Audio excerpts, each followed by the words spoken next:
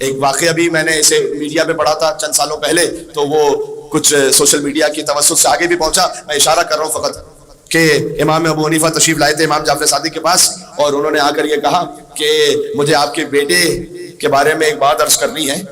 موسی کاظم علیہ السلام، امام کا بچپن تھا، کہ آپ کے بیٹے نماز پڑھ رہے تھے ایک ایسی جگہ سے کہ جہاں ان کے سامنے سے لوگ گزر رہے تھے. اچھا یہ تو جانتے ہو نا فقہ حنفی اور فقہ جعفری کا ایک فتوے میں اختلاف ہے. فقہ حنفی کے مطابق کیا ہے کہ جہاں کوئی نماز پڑھا ہو تو سامنے سے نہیں گزر سکتے. اب وہ کیسے گزر سکتے ہیں اس کی ویڈیو کسی سوشل میڈیا پہ دیکھ لینا. وہ گزرنے کا بھی تو ایک خاص طریقہ ہے نا کہ کوئی ایسے کھڑا ہو، اس کے سامنے سے کوئی یوں گزرو، کوئی سامنے پہلے ایک گزر جائے پھر دوسرا گزر جائے. جو حیدر کے در کو چھوڑتا ہے پھر در بدر ہوتا ہے.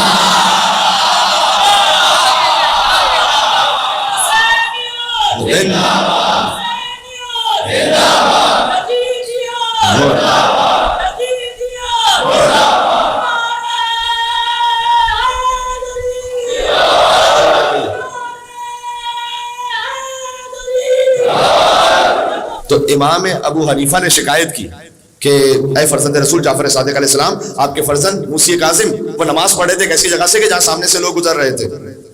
امام جعفر صادق نے خود جواب نہیں دیا، فرمایا کہ میرے بیٹے کو بلاؤ. امام موسی کاظم تشریف لائے، کہا ان سے پوچھ لیجیے. اب مجھے نہیں معلوم کتنے آپ مومنین اس مجلس میں تھے کہ جو ہم نے امام حسن علیہ السلام کی دسترخوان اور شہادت کی مناسبت سے پڑھی تھی آپ ہی کے علاقے میں.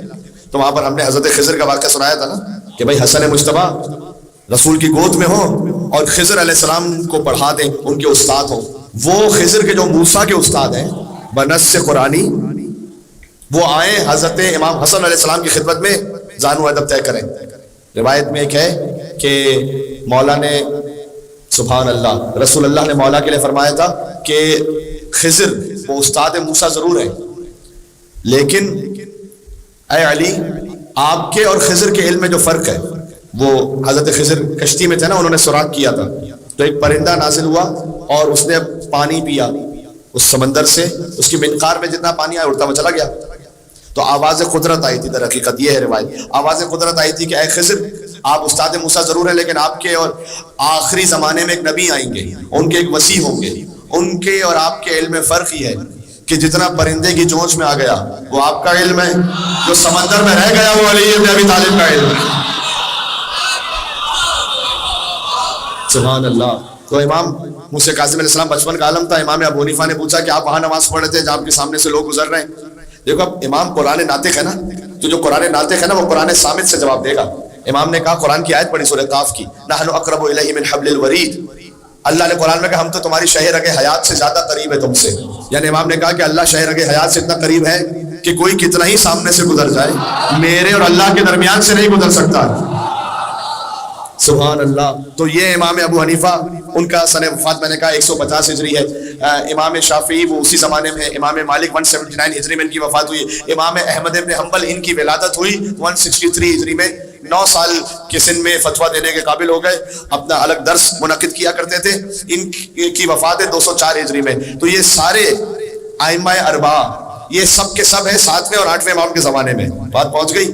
لیکن ان میں سے کوئی بھی وہ نہیں کہ جو رسول اللہ سے جب حدیث بیان کرے تو یہ کہے کہ میں نے سنا اپنے بابا سے، کچھ کہنے لگا ہوں، اور انہوں نے سنا ان کے بابا سے، اور انہوں نے سنا ان کے بابا سے. ان میں سے کوئی ایسا نہیں. فقط 8ویں امام ہے جو یہ کہہ سکتے ہیں کہ عن ابی عن جدی عن ابی ہے عن ابی ہے عن ابی ہے عن ابی ہے عن رسول اللہ صلی اللہ علیہ وآلہ وسلم. یہ سلسلہ سند کسی کو میسر نہیں ہے سوائے خانواد اہل بیت کے.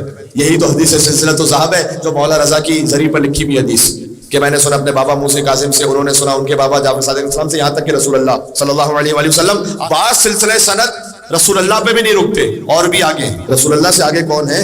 فقط ایک ہی ہے، رب العالمین.